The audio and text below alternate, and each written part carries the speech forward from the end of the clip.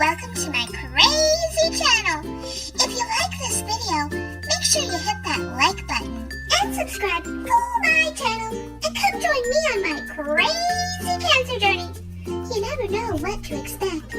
Hey guys, it's Tammy. I am back. I've got a couple of really quick updates, but first I wanted to talk a little bit about what is on my head. It is a wig, and I'm going to explain to you the significance of this wig. And yes, it is purple. So my friend today took me to the Cross Cancer for my appointment with the oncologist, and I don't like to vlog when I'm at the Cross Cancer. I have chosen to start this channel. I have chosen to do my Instagram, my Facebook, and fully share my cancer journey with everyone. But I have to respect other people and other patients at the Cross Cancer who have not chosen to do that. And I just don't feel comfortable recording there. There's a lot of patients there who don't feel well, who simply, it may kind of aggravate them to see a camera out and someone vlogging in the hospital at the Cross Cancer. And I don't want to do that to somebody who's fighting cancer, who, you know, it may upset them, cause them anxiety, and I just don't want to do that. So I tend not to vlog when I'm at the Cross Cancer. And even though I would love to be able to share that experience with you, I have chosen not to do that out of respect for the people that go there that wouldn't want to be on camera. So I think you probably would understand what I'm saying. That's my reason. But Darla and I had a friend who passed away in November of 2016 from cancer. And I use the word lost her battle, because she didn't really lose her battle. When somebody dies because of cancer, I don't really see it as losing their battle.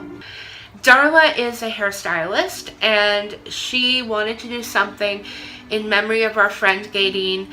And so in the beginning of 2017, she did a hair massacre. She and another person who ran the hair massacre raised over $11,000 to go to, and I believe it was the Children's Stollery Hospital in Edmonton, Alberta, Canada, to help the children, because Gaydeen was a nurse.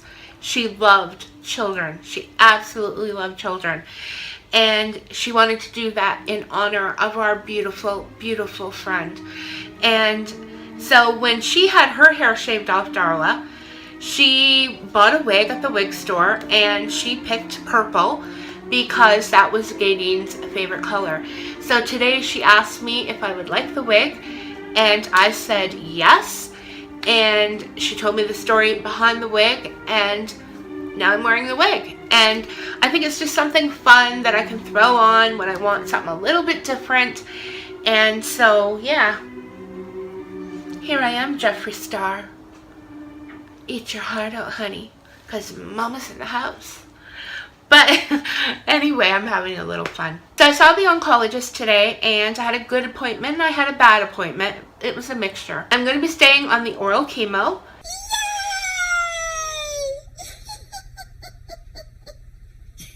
At the level that she increased it to 3 weeks ago. I have lost another 2.5 pounds, almost 3 pounds. Probably more, because I have so much fluid retention right now in my leg and in my abdomen. So the actual weight that I've lost is probably closer to 8 or 9 pounds. We can't be sure because we don't know. So that was a little bit concerning to her, because now I am 183 pounds and she is starting to not like it. Obviously I need to lose more weight, but am I losing weight because I'm losing weight, or am I having what's called cancer wasting? So she's a little bit concerned about that, and we need to keep an eye out now on the weight loss. The other thing too that came back was my hemoglobin counts were really down. So I need to get those hemoglobin counts back up. And so I'm going back on iron pills, and I need to make sure I'm taking my Tramaxate pills when I have heavy menstrual periods. She said not to wait until it's really heavy. As soon as I start my menstrual periods, I need to be taking those pills. And so I have to do that to keep my hemoglobin counts at a nice level. Because I am starting to get infections a lot, they had to today take this IV out. I've not done my IV treatment. I will be getting another one put in tomorrow in a different location. I've actually developed an infection in my arm. So I am getting infections really easily. I'm having a hard time fighting the infections, and that is a concern to my oncologist. So she is testing me for something called IgG deficiency. So what is an IgG deficiency? What does it mean? An IgG deficiency just basically means you're more prone to getting infections because your body doesn't make enough immunoglobins. Yep, she's right. So basically, if you do have an IgG deficiency, you have to get regular treatments like injections and blood transfusions to help your body so that you're able to fight off infections. Yeah, it kind of sucks. Wow, I didn't know that. Thanks for the info. Without getting really technical, if I do have an IgG deficiency, I would have to have injections once a month and a blood transfusion once a month for the rest of my life. It's not something I want to do. That will also possibly hinder getting a stem cell transplant.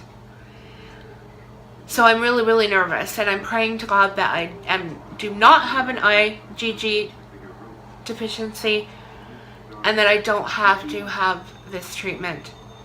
Please pray for me. I really need the prayers. I have a lot on my plate, and I'm sorry. I just don't want to have to deal with that too. So I'm trying to stay positive right now.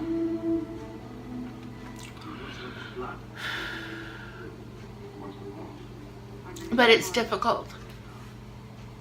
So please, please, please pray for me. And pray that I am able to fight this infection. I have not been feeling well. I can barely walk. My leg hurts so badly. And I go tomorrow for my IV treatment, 9:30 in the morning, and they're going to have to put in a new IV line, and I hate those things so much. They hurt. I hate it. I got no choice. It has to be done. I get reassessed tomorrow, but from the looks of my leg, I think we'll probably be doing this IV treatments for at least another week, maybe longer. So that's my update on that. But I did want to talk a little bit about survivor's guilt. There's a dog out there. I wanted to talk a little bit about survivor's guilt because I actually suffer from survivor's guilt. So what do I mean? Sorry, I was just grabbing my vape. So what do I mean by survivor's guilt? I've actually, in the past 3 years, have had 3 friends that have passed away from cancer. The first one was a single mother who had 3 beautiful children. I believe the youngest one was around 10 at the time that she passed. And she fought so hard. She fought for 6 years. And she started off with breast cancer and then got brain cancer, and it just, went through the whole body. And finally, around 6 years after she first started her battle, she passed away. And for all you crazy people out there, Mr. Rice and Beans, if you haven't seen that video, go check out that video where I talk about Mr. Frickin' Rice and Beans. I'll put the link in the description box below.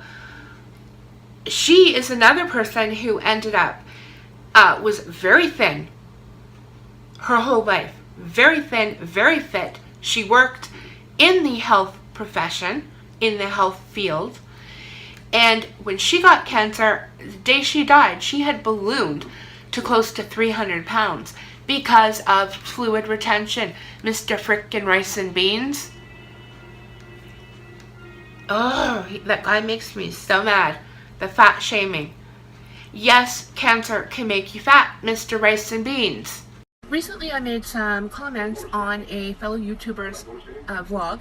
This crazy maniac troll named Rice and Beans or something like that posted a comment. He said something like, why don't fat people just admit they overeat? And it made me really So I replied to his comment and said, that's not true. Not everybody who is obese overeats. Some people are obese because of diseases, medications, medical conditions like thyroid disease, some cancers like the type of cancer I have. And I had so many people jumping down my throat. Not everybody who is considered obese is that way because they stuff their face with pizza and cake.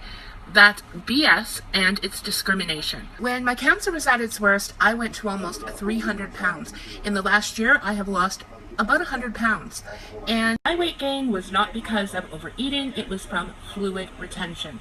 I had to learn body positivity. It was something I couldn't control. And I'm tired of people judging other people who are on the bigger side. Leave them alone. What concern is it of yours? Leave them alone! It comes in all shapes and sizes, and I'm getting sick and tired of fat discrimination.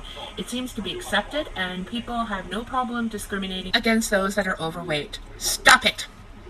Stop it now! Before I get really mad. Let's learn to love each other.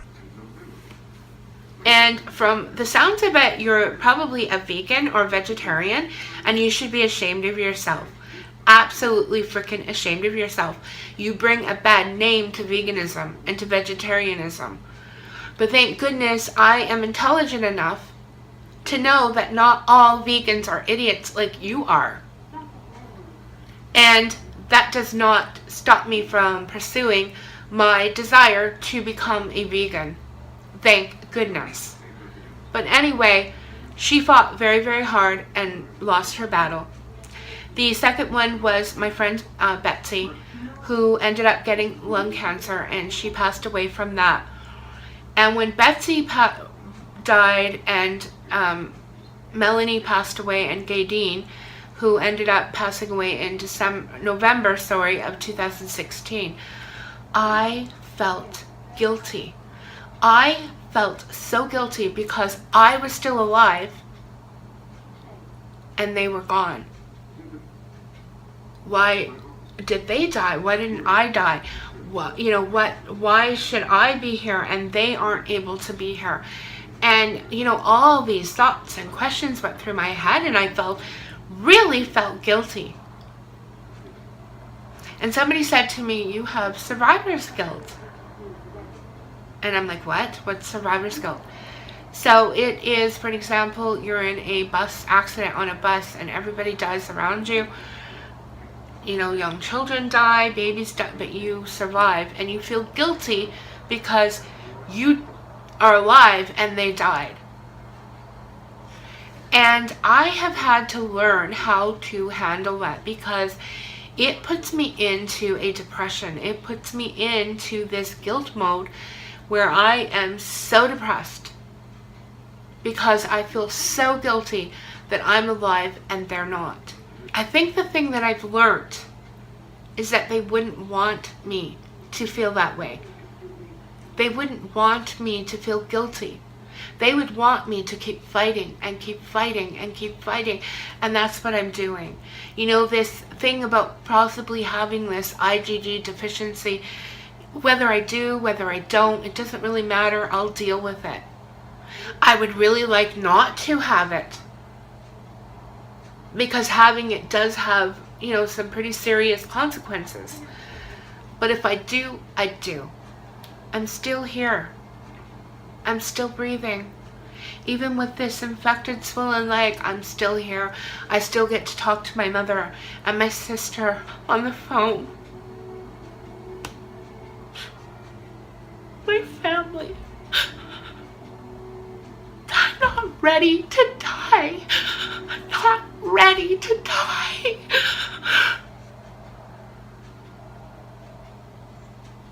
I am so scared that I'm gonna lose this battle.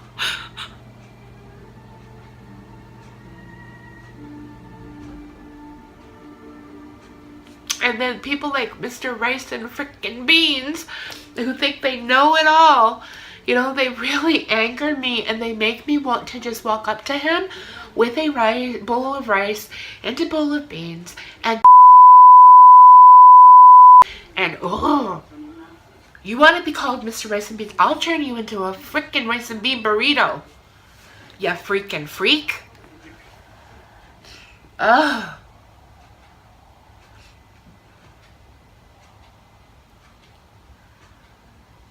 Okay, I'm getting myself under control.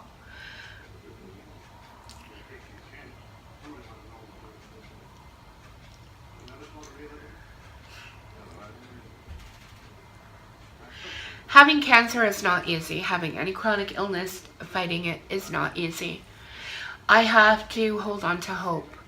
And even if the news is bad and I have this IgG deficiency, I have it. There's not anything that I can do. But what I can do is just be thankful that I am still alive. Infections and all. And keep fighting. And enjoy the days that I do have. Nobody knows how long they have. No, we don't know if we're going to die today or tomorrow or next week or 20 years from now. So be a good person. Please, be a good person. Enjoy life. Enjoy your family. Those are the things that really, when you're dying, you start thinking about. It's not who's got the best dress and who looks the best in makeup and, oh, I've got the great Lala palette here and I, you know, own a Mercedes-Benz and I've got this great deluxe condo and blah, blah, blah. Look at me living this high life lifestyle. None of that stuff matters. You don't take any of that with you. But what you do take with you is your reputation. You take the love that people have for you, because you are no longer here. You're in their memories and their hearts. And that's what I want. I want people to love me and to know that I loved them. And I want my family to be happy, and I want my family to enjoy life, and I want my family to know that I loved them. And that I wish, when I do pass, I wish that I could be here with them. Life is short. Life is really short. So I think I'm going to sign off for now. I am actually pretty tired. I need to be up quite early to have a shower before I get the new IV line, because I can't have a shower. I can't get my IV catheter wet when it's in my arm or wherever they're going to put it tomorrow. So I'm going to enjoy a really nice shower tomorrow, and then it's back to sponge bathing. And I have blood tests tomorrow, and I've got a pretty big day, so I'm going to sign off for now, and I will see you guys later. And just remember, guys, happy living, because life is really, really a precious thing. It really is. Bye, guys.